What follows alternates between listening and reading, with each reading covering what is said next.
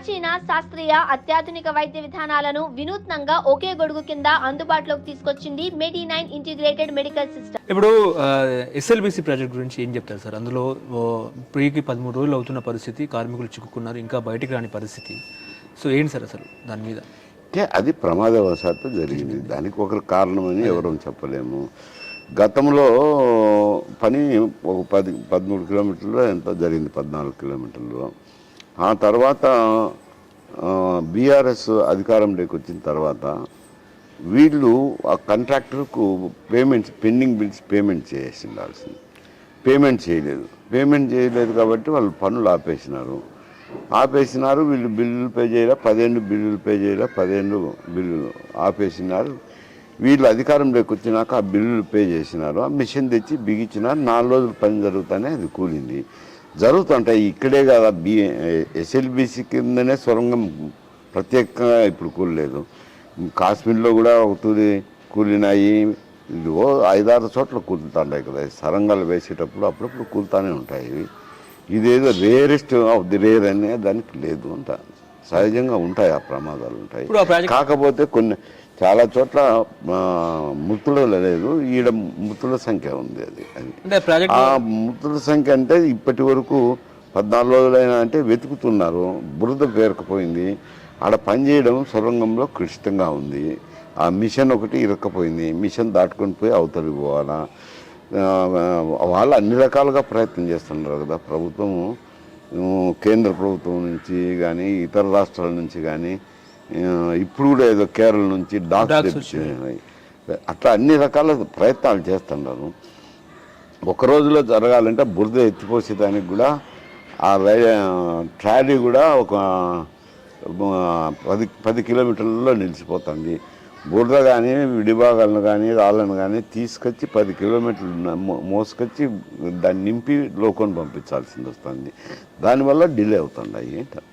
అంటే left canal ద్వారా నల్గొండకు దాదాపుగా 4 లక్షల ఎకరాలకు సాగునీరు వచ్చే అవకాశం ఉందని కూడా చెప్తున్నారు.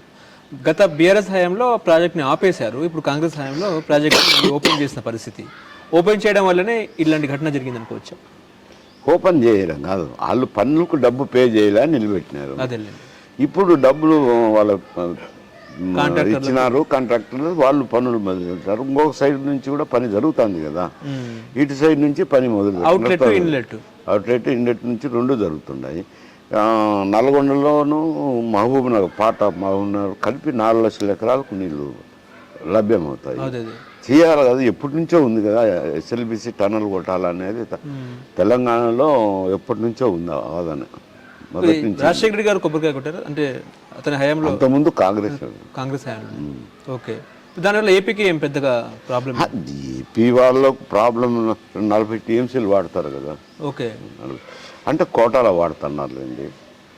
రాకుండా ఉంటే మంచిదని అనుకుంటారు రాయలసీమలు కానీ.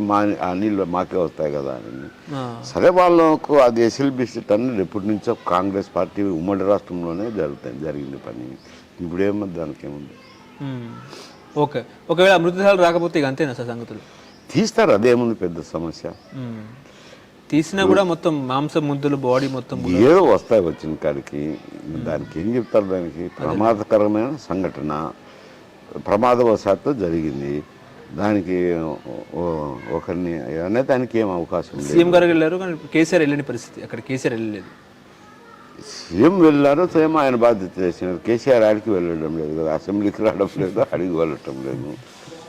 ఓకే, ఇప్పుడు రేపటి నుంచి 12వ తారీఖు నుంచి అసెంబ్లీ సమావేశాలు, తెలంగాణ అసెంబ్లీ సమావేశాలు. దాని మీద కులగణన మీద, అదే ఎస్సీ వర్గీకరణ మీద చట్టం చేసే అవకాశం ఉన్నట్టు కూడా వార్తలు వస్తున్నాయి. కేసీఆర్ గారు కూడా వచ్చే అవకాశం ఉన్నట్టు చర్చలు నడుస్తున్న తరుణంలో కేసీఆర్ వస్తే ఎట్లా ఉంటుంది సార్ అసెంబ్లీకి? ఏమిటి, ఏముంది, మెజారిటీ వీళ్ళకు ఉంది, పాస్ చేసుకుంటారు. అలా వాటిని ఏమని విమర్శిస్తారు? ఏదో తప్పులు పడుతుంటారులేండి. ఇప్పుడు 42% అయితే ఇస్తూ ఉంటున్నారు బీసీలది. ఎస్సీలది వర్గీకరణ చేసినారు, ఎప్పుడు చేయలేదు కదా. ఎన్ని చట్టాలు పాస్ చేయొద్దని ఎట్టుంటాడు ఆయన? 42% వద్దని ఏమని అంటాడా? దేశవ్యాప్తంగా కులగణన చేస్తే ఎట్లా ఉంటుంది సార్? రాహుల్ గాంధీ చేయాలి, అయ్యా రాష్ట్రాలకు ఆ రాష్ట్రాలు చేసుకోవాలా. చేయండి ఏం చేస్తారు? రాహుల్ గాంధీ చెప్తున్నారు అంటే ఆయన రాష్ట్రాలు లేవు కదా. ఉన్నది ఇక్కడ అక్కడే కదా, రెండు చోట్లనే కదా. ఒకవేళ కులగణన దేశవ్యాప్తంగా చేస్తే మోడీ సీటుకి ఎసిరేచ్చే అవకాశం ఉందా? అసలు ఆయన బీసీఆర్ లేకపోతే ఓసీఆర్ లేకపోతే ఏటీఎన్? ఏం ఆయన మోడీ కథ చెయ్యాలి, మోడీ కాదు రాష్ట్రాలు చేయాలి కదా, చేయలేదు. ఇక్కడ ఒక చోటని చేశారు అంటారు. చేసిన దానికి వీళ్ళు సంతోషించాలా?